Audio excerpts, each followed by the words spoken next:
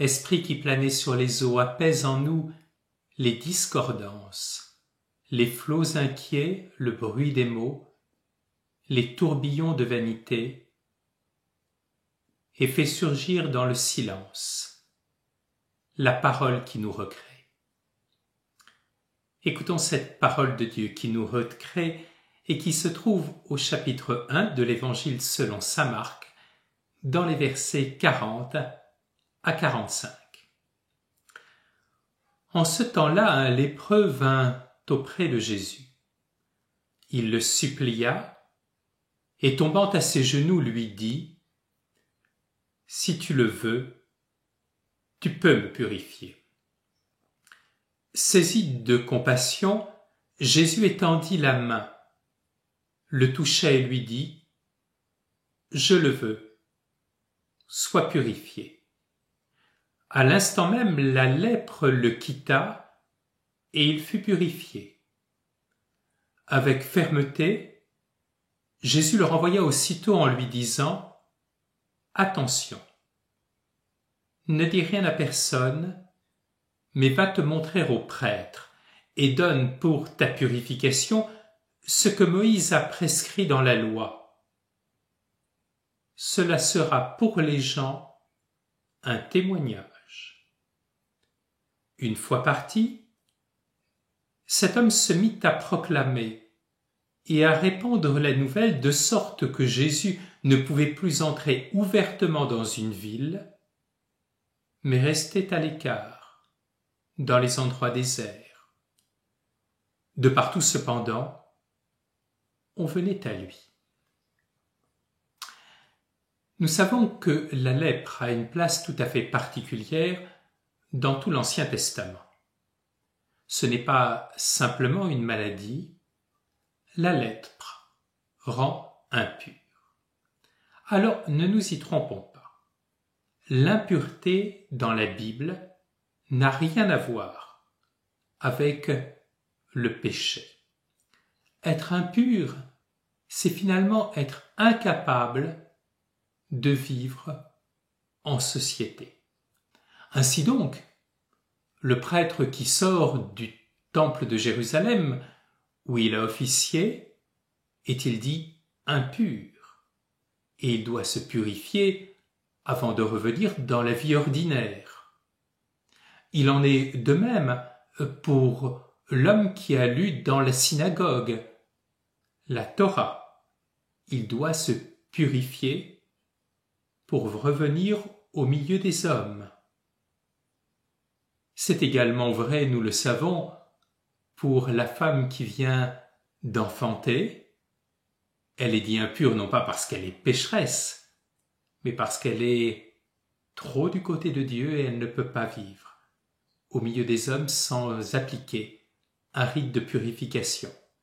Dans un autre sens, on peut dire que celui qui a touché un mort est impur, il doit se purifier pour revenir au milieu des hommes. Ainsi donc, ce dont souffre ce lépreux, c'est bien évidemment de sa grave maladie, mais peut-être plus encore, d'être absolument coupé de la vie des autres hommes, car effectivement, la Torah lui interdit de s'approcher des hommes, la Torah lui interdit de s'approcher des villages. C'est finalement un homme qui est un homme complètement exclu. Et cependant, il va poser un bel acte de foi. Jésus n'est pas celui qui rejette. Jésus n'est pas du côté de l'exclusion, mais au contraire, Jésus est celui qui va unir et rassembler tous les hommes. Alors Jésus va le toucher. Pour le judaïsme, Jésus serait rentré à son tour dans un état qui était un état d'impureté. Mais désormais, les choses ont bien changé avec Jésus. Ce n'est plus l'impureté qui est contagieuse, mais c'est la pureté. Et ainsi donc, cet homme et Jésus, désormais, font partie de la même communauté. Et cet homme est appelé à rejoindre la communauté des hommes.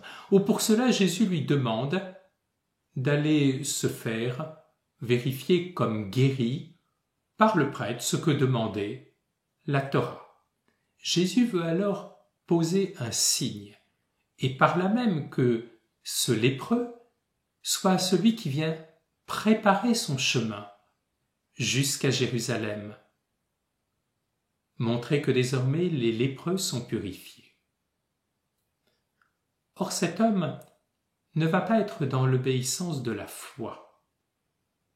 Cet homme, au contraire, va proclamer ouvertement, contrairement à ce que fait demander Jésus, eh bien ce qu'il a vécu.